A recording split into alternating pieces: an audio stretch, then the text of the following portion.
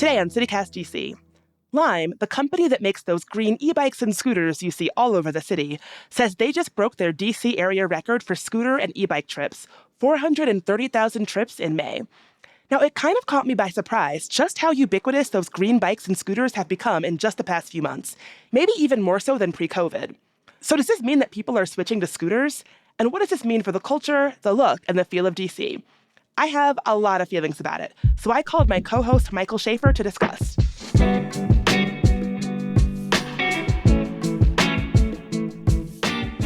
Today's Tuesday, June 27th. I'm Bridget Todd, and here's what DC's talking about.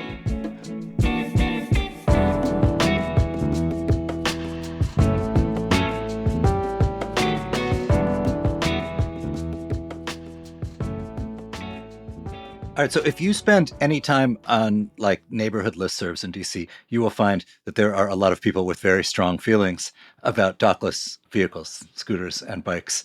And it turns out that my beloved co-host, Bridget, also has some feelings here. It is very true. I have strong feelings about dockless vehicles. Before I was someone who used them, my feelings were, boy, these vehicles are everywhere. There's scooters on the sidewalk, scooters on the, where they ought not be, scooters on the metro, everywhere. Then I started taking Uber's electric bike service, or at least at one point I did, but just 2 days ago I decided I'm done with it, I'm swearing it off, because those bikes never work. I was trying to get downtown for an appointment. I got on an Uber, one of those green e-bikes. It only had one pedal, so I was like, okay, this is not gonna work. I ended the ride, got on another one.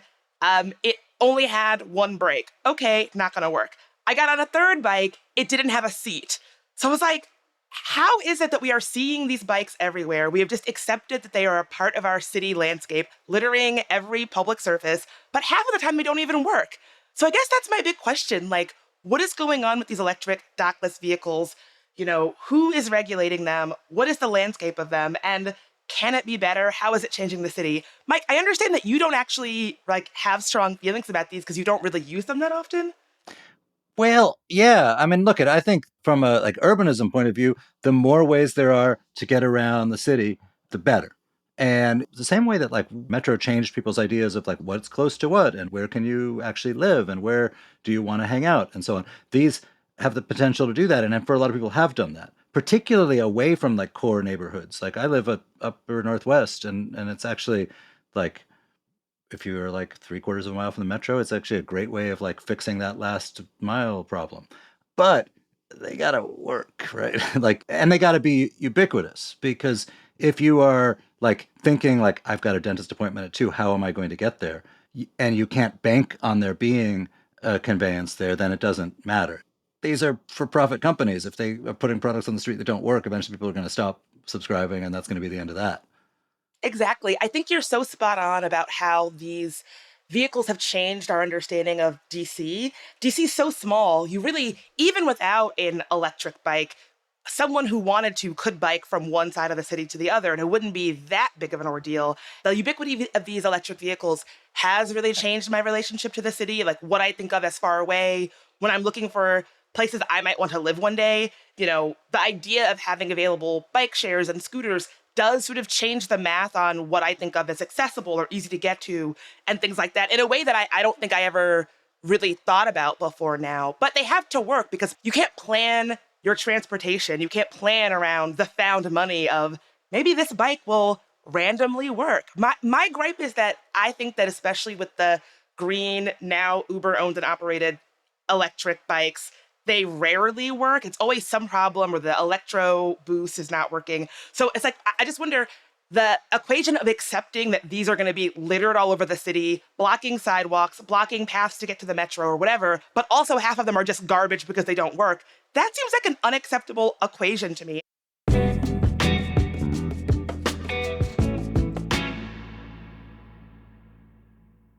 So you were basically making a utilitarian calculation here, which is that you will tolerate more blockage on the sidewalks and things littered around if the upside of that is that you have a predictable way of getting where you want to go when you want to get there. And the fact that they're junk means you're not willing to tolerate when people technically illegally leave them blocking a sidewalk or so on. More or less. I don't think that anybody should block the sidewalk for any reason, even if you're a human that has legs and can move. I think sidewalks are for things and people that are actively in motion. I will accept the visual blight and the visual noise of these bikes. They're always brightly colored. Ugh. I will accept that if it means that they are a reasonable way of getting around. If they're just garbage, why do I have to look at these things littering the city if they're also like not going to work? And that there is like when people leave bike shares blocking the sidewalk or blocking something, that is actually against the law because in 2021, DC made a change that you had to lock your scooter or your dockless vehicle to a bike rack or leave it at least 5 feet away from where pedestrians would be. I have to imagine that this might not be the most enforceable thing, considering I see them where they ought not be all the time, but at least there is some understanding of like, yeah, you're not supposed to just leave them wherever. Right, and it's like, look at from the point of view of like the city and the aggregate. These are a great thing. It is great to have like another quasi public transportation system that gets you particularly to like specific places, not big stations and intersections. So I can see why, from a like regulatory point of view, you don't want to go too hard on these things because it's a city is better off having them. That is to say, if they work. But you leave the situation where a lot of people who are going to use the sidewalk for other things, like walking, feel disadvantaged by this and feel like it's a blight, and you are one of them. Yes. And I also think that if you are somebody who is able bodied and you take scooters or e-bikes, and even if you are not on one that day and you see one blocking a sidewalk, there needs to be like a cultural norm that is like, if you take these and you see one of them blocking a sidewalk, just move it. I do think there has to be some kind of a shared cultural understanding, taking care to make sure that we are creating an environment where it's not going to be inconveniencing folks that, need the sidewalk, folks who have mobility issues that can't easily maneuver around this like green bike splayed out in front of the sidewalk. I think there needs to be just a little bit more of a collective attitude about how these are going to play into the city from a standpoint of people who may not even ever use them. Right. And I think you get to like a sort of big philosophical divide. Like, no one understands it as philosophy, but like about sidewalks in general. Like, what are they for? Well, like the word walk is right there in the name. But we've had like more or less degrees of protection for like how sacrosanct the sidewalk is going to be. It was, in the before times, there was like almost too much on the other extreme of like protecting the sidewalk, which is to say, like there were rules in a lot of places, not always DC, but in a lot of places that made it impossible to operate a sidewalk cafe. I think a lot of people Mm. would agree that a sidewalk cafe is like a nice thing. It makes a neighborhood feel pleasant and vibrant and bustling and a lot of good things. But people would say, not inaccurately, like, hey, wait a minute, that sidewalk is like our public property. This business that is using it for a cafe, they don't pay taxes on the sidewalk. They're not the ones who installed the concrete or whatever they're made of. Why should they take our public space? And that's, I think there's an answer to the why, which is that this is a nice thing and we like it. But has always been a divide over this. DC has ticked back more towards the lots of different uses side. But the question of like blocking them with scooters is clearly one that remains aggravating because people ain't following the rules. Right. Oh my God. Do you ever realize that you have a deeply held opinion that is coming from a place of like being kind of a neighborhood Karen? Sidewalk usage is my issue where it's like, wow, I sound like a angry person who was like, can't do that on the sidewalk. Cause I get so grumpy when people are using the sidewalk in ways that I don't think sidewalks should be used. I agree Like with what other you. ways? Oh my God. People who walk four abreast on a sidewalk where it's like, oh, we're walking. We have no sense that maybe people behind us want to get around us. We're walking Sex in the City style, four abreast, taking up the entire sidewalk. Walk in a straight line so people can get around you.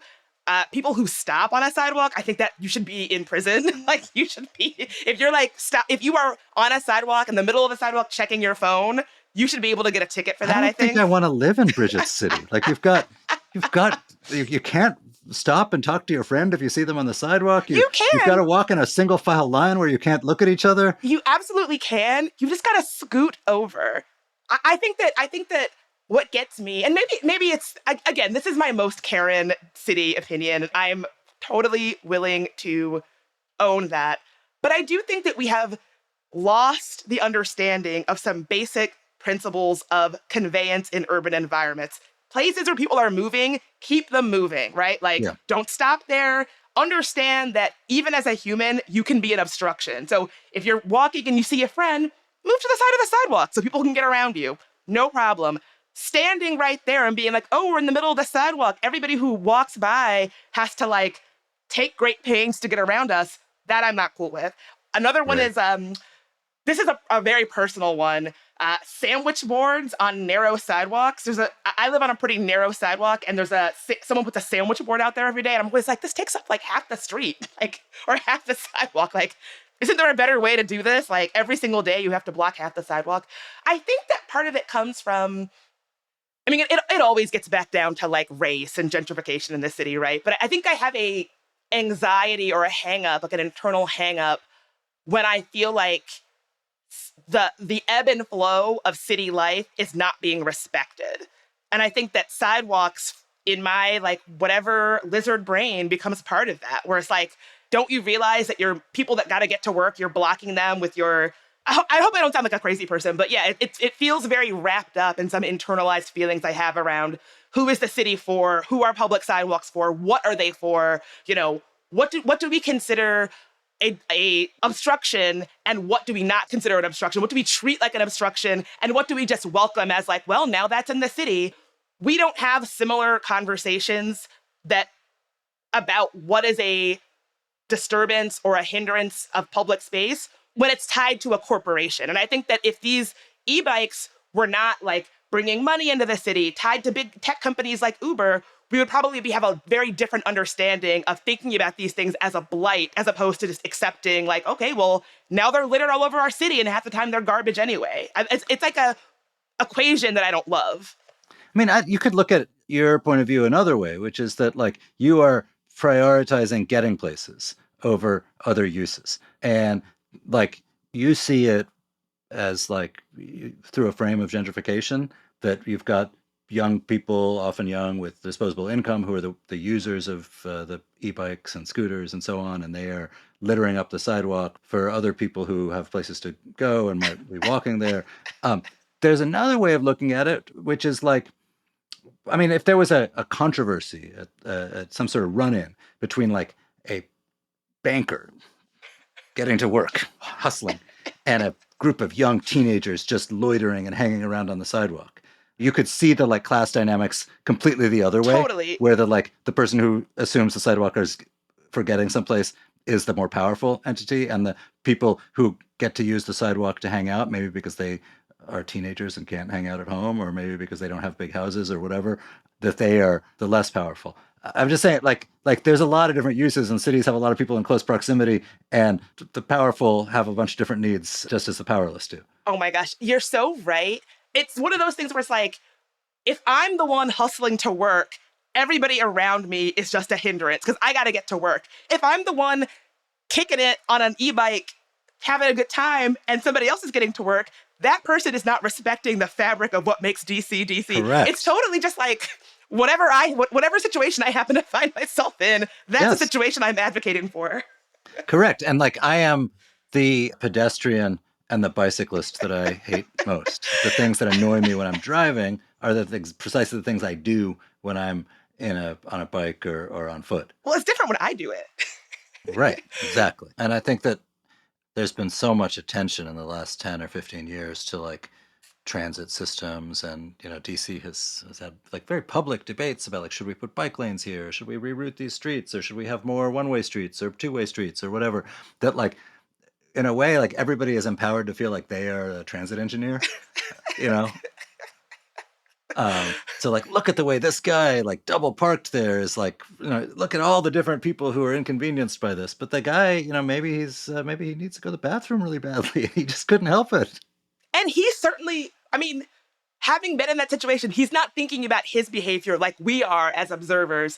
And I definitely think there's something to this idea that you just brought up about in urban environments, everybody becomes a transit expert. Everybody is an urban planner. Everybody knows exactly what we should be doing. Why doesn't the mayor just talk to me, Bridget? Because I would get this settled, no time flat. It's just one of those things about city life. It's actually something that I think that makes living in a city special is everybody feeling entitled to have a take and the friction of all of those takes bumping up against each other. It's something that I think it's not always pleasant, but it's like a real sign of urban life that I have grown quite accustomed to. Right, right. On that note, Bridget, I wish you an unencumbered walk home. I hope the next time I see you, I'm not scolding you for blocking a sidewalk.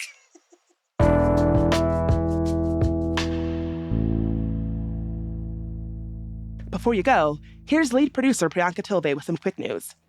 One of John Falchicchio's accusers has come forward in an interview with the Washington Post to reveal details of the harassment that she faced while working with the former deputy mayor. Falchicchio was the mayor's right-hand man up until he resigned abruptly in March.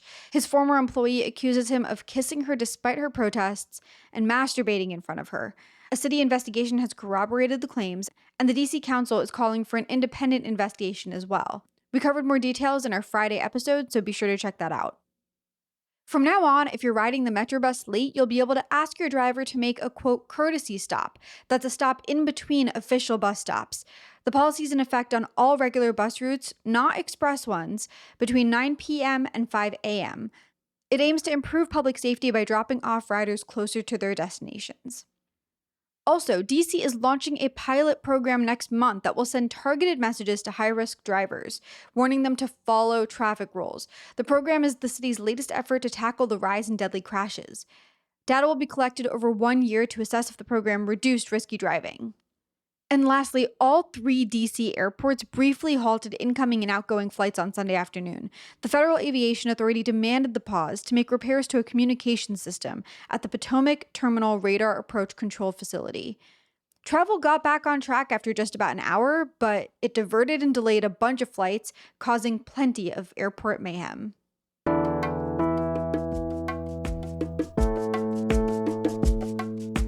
That's all for today here on CityCast DC. And if you enjoyed the show, why not tell your favorite friend that loves to scoot? And for more hot takes on all local and civic issues, subscribe to our morning newsletter, Hey DC. Just text DC to 66866, and we'll be back tomorrow morning with even more news from around the city. Talk to you then.